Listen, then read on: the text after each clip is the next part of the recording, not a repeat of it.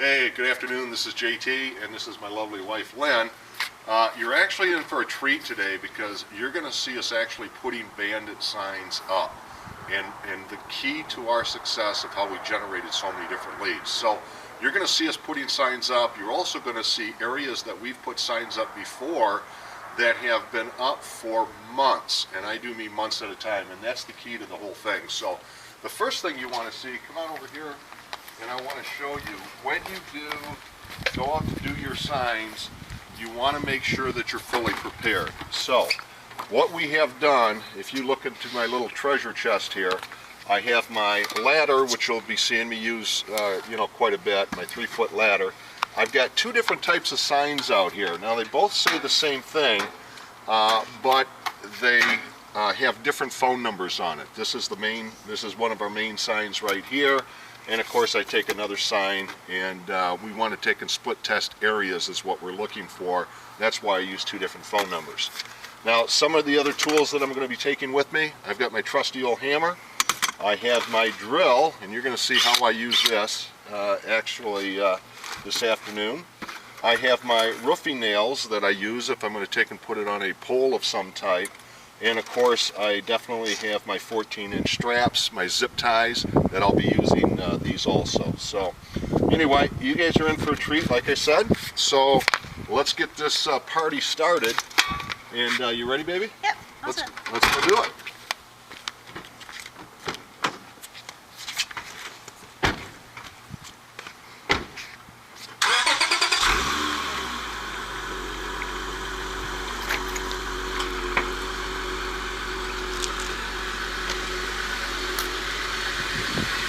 You're going to enjoy this.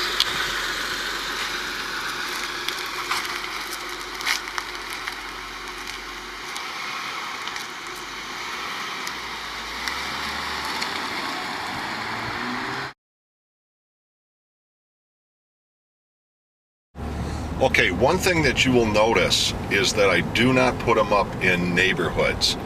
Obviously, this is the type of clientele that I'm looking for to attract. But neighborhoods have homeowners associations, and the homeowners associations definitely, they get a little ticked off over it. Not only that, but they're going to take your signs down immediately. So the last thing I want to do is take and put a sign up that's only going to last for a day or maybe even just a couple of hours. So we just need to come out of our neighborhood here real quick, and we're going to be on the road here very shortly. The other thing that you might notice is that we're doing this in broad daylight. Now, there's some people that want to take and put signs out in the evening when it's dark out for a little bit less exposure to themselves. Quite frankly, I actually have fun, and I like to do it in the afternoon, somewhere around I don't know, anywhere from 11 till maybe 3 o'clock at the most, in the later afternoon.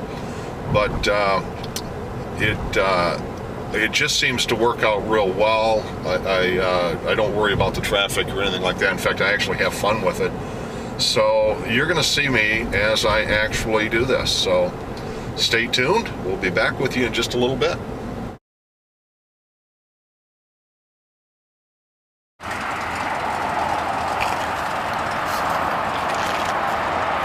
Okay, so one of the signs that we're going to put up, we're going to show you, is we're actually going to use, and I don't recommend making a habit of this, but we're going to actually use stakes on this particular sign.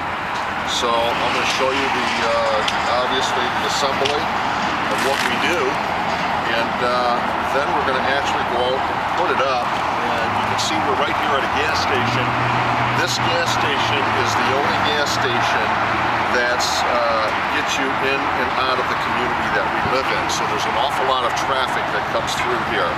And obviously that's one of the things that you want to keep in mind. So we're going to be putting the sign right over here. You'll take a scan. You see there's a light, and by that light, that usually gets backed up, especially during the weekday rush hours. So let's go do that, and you'll see how I use my drill.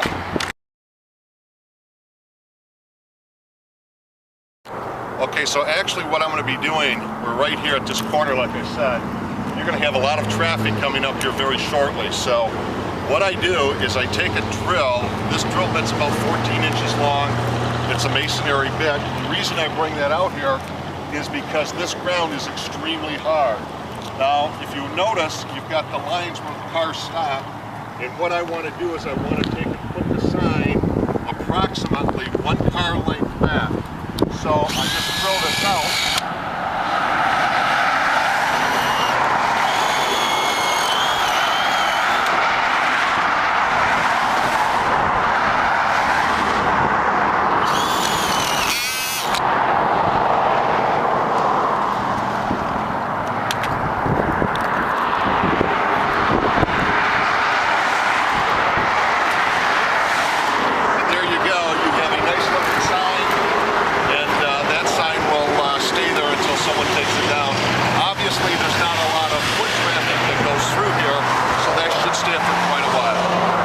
Let's move on to the next.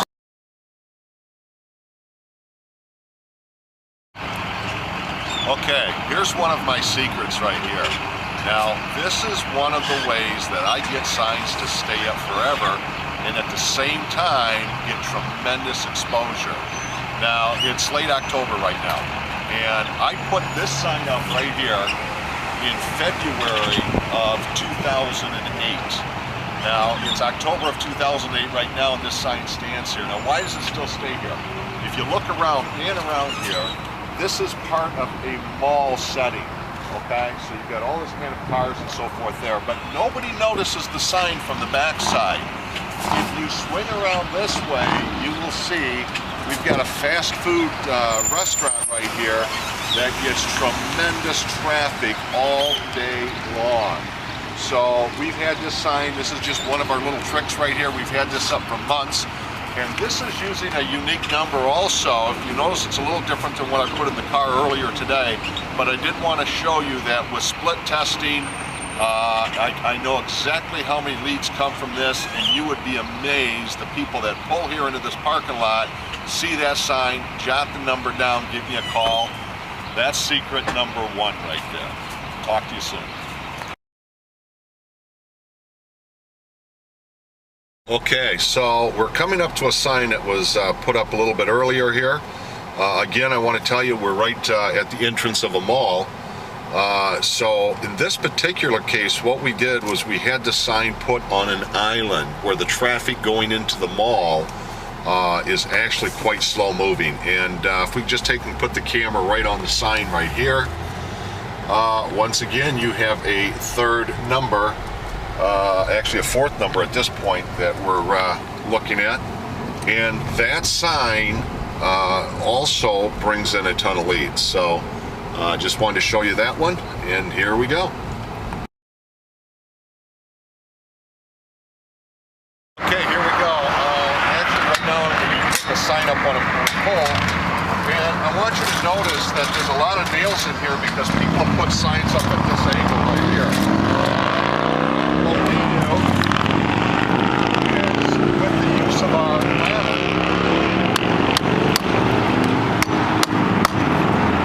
I take and get her up there so it's way high, nobody's going to be grabbing it. You know, not only that, because I have this as used for a background, my sign's not going to blow around in the wind. If you notice, we've got a grocery store over here, a Hollywood Video, we've got lots of traffic, gas stations, lights, everything that's out here that makes for a great sign, and that sign will last a long time. So here we go.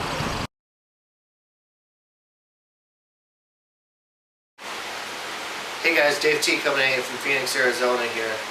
Now you just got a taste of what it's like to go and put the signs out, watch my old man do it in the last videos there. And now what we're going to do is get into the nuts and bolts of everything, show you how to get your campaigns up and running, get you the right sign, the right colors, the right message, and keep it cost effective, okay? That's what this is all about, grassroots marketing. So first off, what I'd like to do is talk about a little disclaimer here. You know, we are not into going out and doing anything illegal, and we advise you to follow the same rules, okay? So what you're going to want to do before you decide to start off your Bandit sign campaign or marketing campaign is check your local and city ordinances of the areas in which you wish to place your signs. okay? Because we don't want anyone getting in trouble. You don't want to get tickets, you don't want to get fines, all right? You're here to make money, not lose it. So just keep that in mind, and here we go. So first up, where do you get your signs? Well, you can go to your local sign maker in town and probably get, hammered on a price and pay way too much. We don't really recommend doing that, typically because they don't have that much competition of, there's probably 1, 2, maybe 3 places in town that make signs. So when you go there, they're the only people that you can go to for a one-stop, walk in, order your signs, and, walk out with them type of a deal. So what we recommend is going online and finding people with the right prices, okay? What is the right price? Under $2. In fact, $2 is even high. You want to keep your signs around $1 a piece, right? Just under, just over, that's fine. That's keeping it cost effective, okay? So if you can call them on the phone, their price is close, call them on the phone, see if you can work out a deal, whatever you can do. But you want to keep the prices low because signs aren't that expensive, but a lot of places out there will charge you, $100 for 20 of them. That's just ridiculous. So make sure that you do your due diligence, research, who's got the best prices at the best time. Okay. Now, what colors do you use on your signs?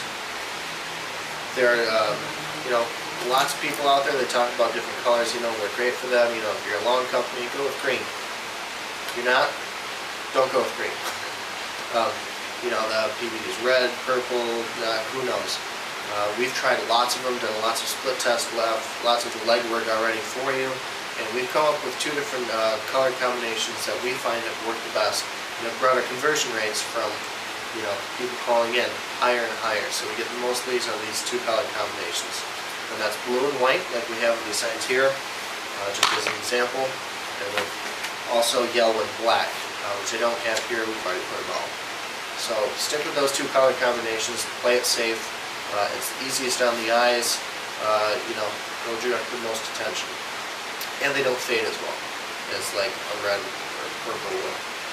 Okay, so there's different sizes you can use also. There's a 12 by 18, 16 by 24, and an 18 by 24. Now these are the 3 most common sizes for a Bandit sign.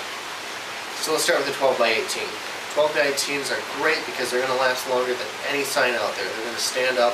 They're going to stay there forever, okay? Here's the problem with 12 by 18 though. Here's the con. 12 by 18 sign is going to stay up longer because it's not as noticeable. It's not seen as an eyesore or anything like that, And unfortunately, people just don't notice it. So unless it's in like a foot traffic area where people are walking around a lot, they might see it. But if it's on the side of the road, they're not going to be able to read your message. They're not going to be able to read your phone number. Definitely not if, if the car's in motion over 10 miles an hour. So stay away from the 12 by 18 unless it's a foot traffic area. Now there's a larger sign, the 18 by 24.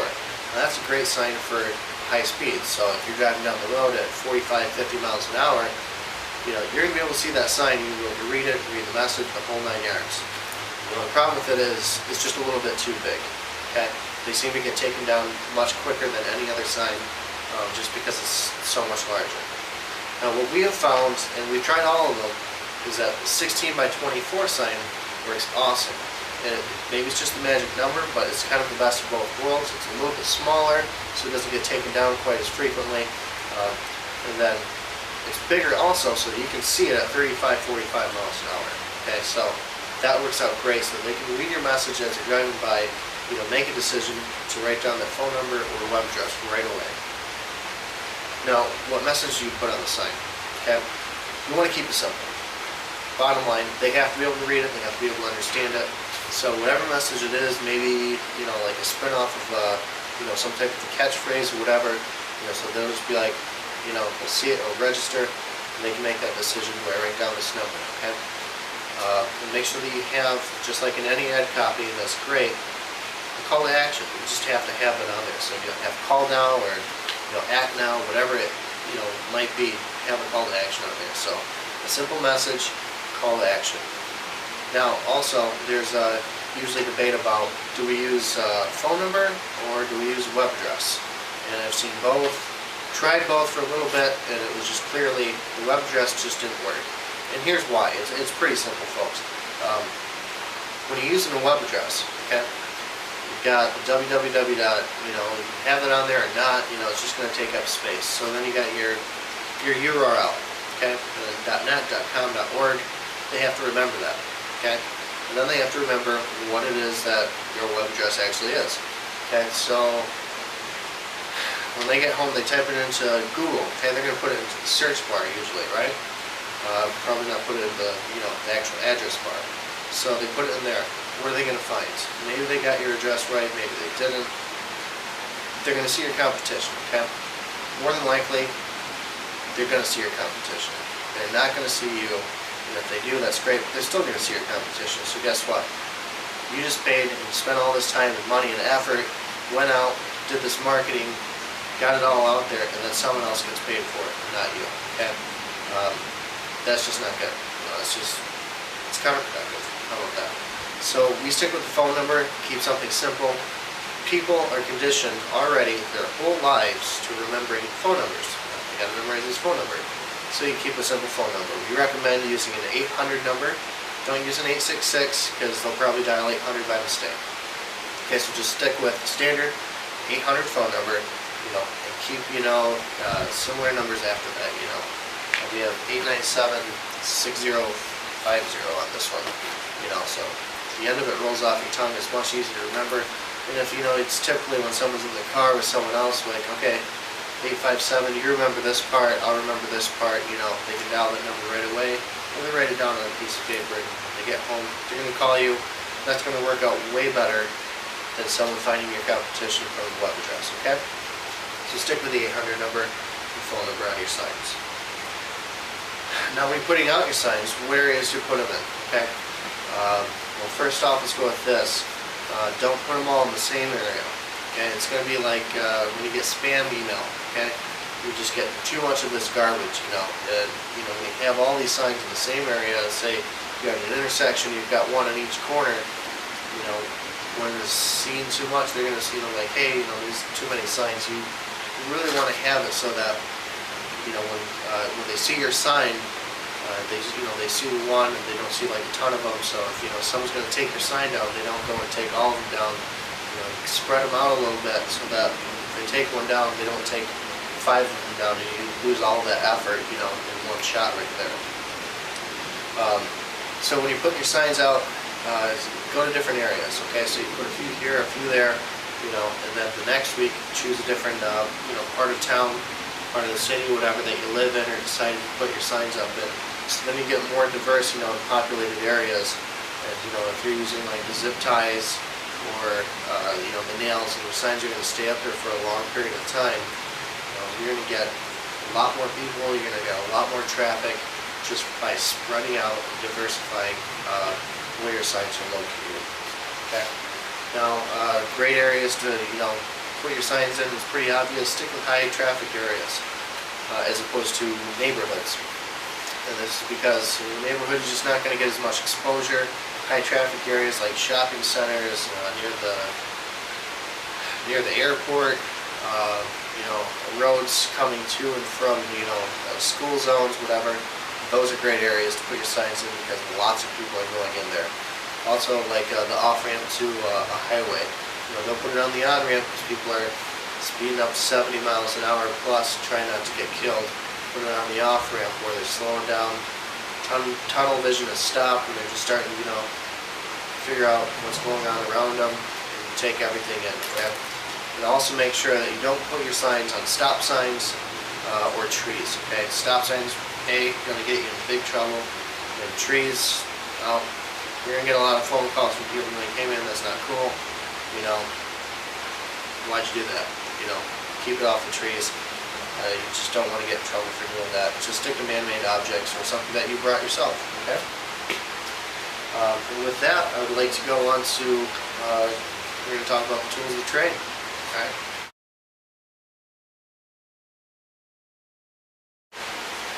Okay, guys. Let's talk about the tools of the trade here.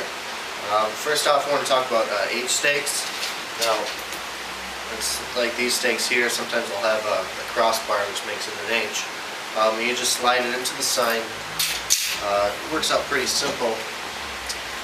See, the sign is made up of corrugated plastic. You can see these little holes, they call them flutes, very similar to cardboard. So you can just drive your stake right into there, and then push it right into the ground. Now, depending on your geographic location, we're here in Arizona, so we need a drill because the ground is very hard. This is a masonry bit. You can pick it up at your local Ace Hardware, whatever hardware store you have, and drill a hole in the ground, start that way with that. Other tools, for high wind situations, let's say putting your sign up, nailing it to a post or something, your sign will end up bending. I have a little example here. Here's another sign that we use. This sign's got a crease in it because it bent in half. It was up on a pole, and the wind caught it, so when you're driving down the road and you see this, how was that? So, something that you can do if you're in a windy area is, put a piece of wood across the back. And what we do is very cheap, extremely cheap, it's free. We go down to local hardware stores like Home Depot, Lowe's, whatever you have. Say, hey, go to the paint department. I got a big project. Can I get a few sticks from you? And grab a whole handful of these kind of heavy-duty paint sticks here. And then what you do is you take and get some little tacks or a staple gun and just tack them right into your sign there. This sign is sturdy. It's not going to bend, it's not going to come apart, and for as long as your sign is up, it won't bend in half. Other ways to put your sign up, and we really recommend this the most, is using these zip ties, okay? And little plastic straps, put one into the other, pull it tight. Now, how to get your sign attached to the straps is pretty simple. I have a multitask on this one. A pair of needle nose pliers, okay? And what you do is, pick like between your first two lines, you only have to do it in one area. So in the middle of your sign, about 2 inches apart, take your needle nose pliers, go ahead and just poke a hole right through it, and about 2 inches apart, do it again. From there, take your zip tie, do it from the back first, okay? Put it right through the hole, down the front, back through the other side. And you've got plenty of room now. It's not covering up your message. You've got plenty of room to, put it around a pole or whatnot. And the great thing about zip ties is, let's say you want to put it on a telephone pole, you can piggyback them together. Make a very long zip tie. So that'll get you around, larger things such as telephone poles. Another way that we do it is we use roofing nails. And you saw this in the prior videos. You'll notice they have this kind of like a washer around them. A little plastic washer, comes in all sorts of colors. It's up to you. What you'll do with this is take and just hammer it into your sign right in the center. You can actually push it right through yourself, and once you get up there to your telephone pole, just kind of, pound it in there. It's going really quick, really simple. One of the most important things what you got to consider when you're putting your signs up is making sure that they're going to stay. So that's why we use the zip ties. Don't really use H-stakes that much. I wanted to bring them out as an example of something that you can do. But when you're buying your signs, if you want to add an extra $100 to your bill, buy some H-stakes. Or buy a bag of these industrial, all-weather zip ties for 15 bucks, all right?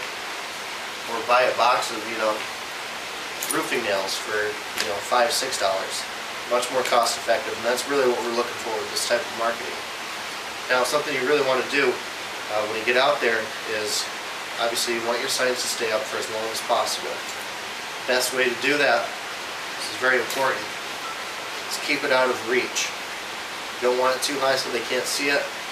You don't want it too low so that someone can just, come by, guys mowing the lawn, got to get rid of your sign, or, it's just like right here, and you can just yank it off the post or whatever you had it on. So, most people have one of these in their home already. If not, you can pick it up for about 12 bucks, just like a 3-foot step ladder, 2 foot, and get this, I'm 6 feet tall. I'm 8 feet tall. Another 2 feet, okay? It's 9, 10 feet in the air. That sign's not coming down, no one's going to be able to get that.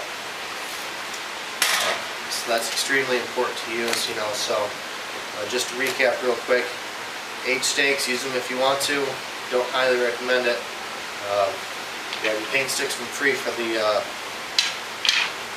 Home Depot or Lowe's or whatever your hardware store might be. Roofing nails, bring your drill, your masonry bit, tacks, put these in, or use a staple gun, and then your zip ties, of course, and a ladder.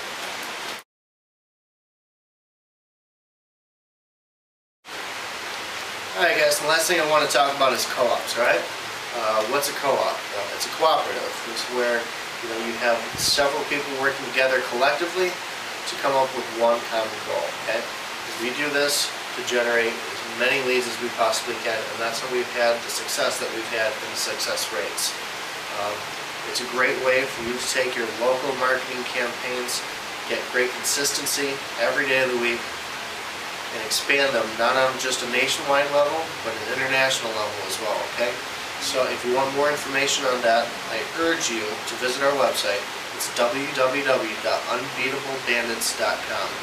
Again, that's normal spelling, www.unbeatablebandits, that's plural.com. Okay, and one more time, www.unbeatablebandits.com. Alright? Go ahead and check out that webpage. It's going to give you tons more information, and there's also going to be places on there where you can get a hold of us directly via email or phone, okay? So check that out, find out how you can get your business rocking right now, today, okay? It's all about consistency, it's all about getting your name spread out there as far as you possibly can, as opposed to just in your local neighborhood, your local area. So check us out, it's www.unbeatablebandits.com. This is Dave T, Phoenix, Arizona. I'm signing out.